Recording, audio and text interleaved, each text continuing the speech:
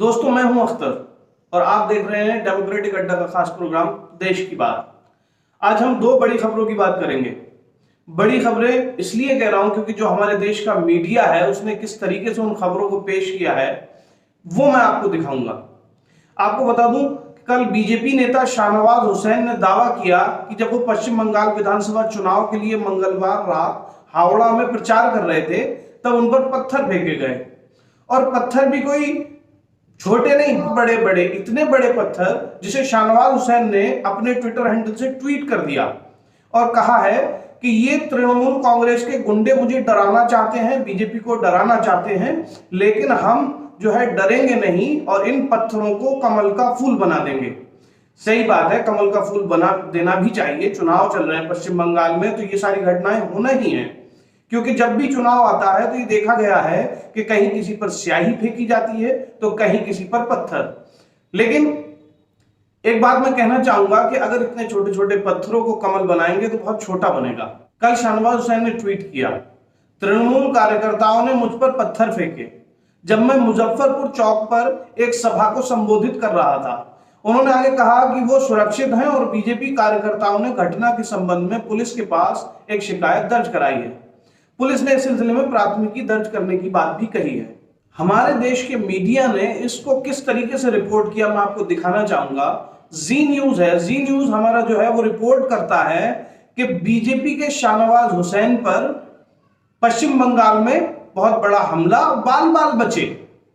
अब इतने बड़े पत्थर से बाल बाल कैसे बचा जाता है ये तो शाहनवाज हुसैन ही बता सकते हैं। दूसरी खबर की तरफ, तो दूसरी खबर है बीजापुर से। भारतीय कम्युनिस्ट पार्टी माओवादी ने बीजापुर में हुए हमले और एक जवान की रिहाई के लिए सरकार से बातचीत की पेशकश की है। समाचार एजेंसी एएनआई के अनुसार माओवादियों ने एक प्रेस नोट जारी कर कहा है, बीजापुर हमले में सुरक्षा बलों के 24 जवानों की जान गई, 31 जवान घायल हुए। आपको बता दें, 2 दिन पहले हमारे जो 24 जवान हैं, हमारे देश के जो 24 जवान हैं, उनकी झड़प हुई थी माओवादियों से जिसमें 24 जवानों की जान गई है। अब वहीं माओवादियों की तरफ से ये मांग की गई है, सरकार से मांग की गई है कि वो बैठकर वार्ता करने को तैयार हैं। वार्ता क्यों करने को तैयार हैं? क्योंकि एक जवान हमारा उनकी हिरासत में है। उन्होंने अपने लेटर में कहा है कि वो जो जवान उनकी हिरासत में है उसको वो छोड़ने को तैयार हैं, लेकिन बातचीत करे सरकार। इस प्रेस नोट में माओवादियों ने लिखा है कि आम पुलिस वाले हमारे दुश्मन नहीं हैं और घटना में मारे गए पुलिस वालों के परिजनों को हम खेद प्रकट करते हैं। माओवादियों ने अपने लेटर में यह भी लिखा है कि पुलिस बल के 2000 से ज्यादा जवान सुकमा और बीजापुर जिलों के गांवों पर हमला करने आए थे, जिसकी योजना अमित शाह के नेतृत्व में बनाई गई थी। अब अमित शाह हमारे देश के गृह मंत्री हैं, तो अगर कोई भी ऑपरेशन होगा तो उनके नेतृत्व में ही होगा। लेकिन ये उन्होंने जो आरोप लगाया हुई है कि गांवों पर हमला करने आए थे। माओवादियों के अनुसार नवंबर 2020 में शुरू हुए इस सैन्य अभियान में 150 से ज्यादा गांव वालों की हत्या की गई, जिसमें कुछ उनकी पार्टी के कार्यकर्ता और नेता भी थे।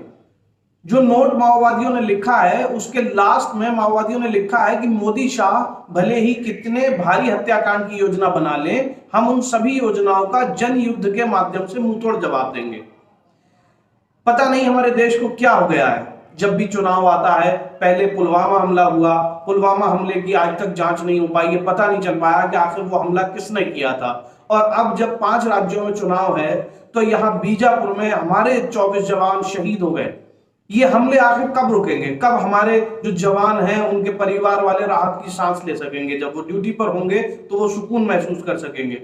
ये सवाल हैं और ये सवाल पूछे जाने चाहिए। खैर, आज के बुलेटिन में बस इतना ही। हम आपको पल पल की अपडेट देते रहेंगे। जुड़े रहें हमारे चैनल डेमोक्रेटिक अड्डा से।